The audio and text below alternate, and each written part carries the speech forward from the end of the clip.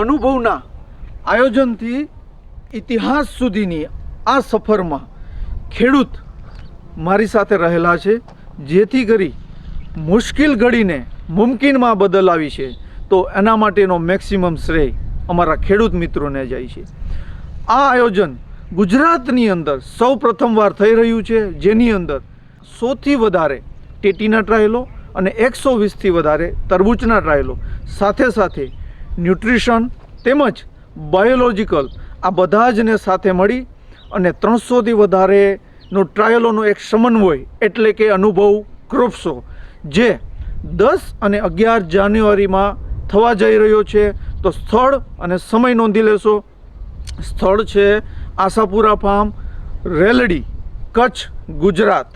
સમય છે સવારે 8 કલાકથી તમારા આગમન સુધી.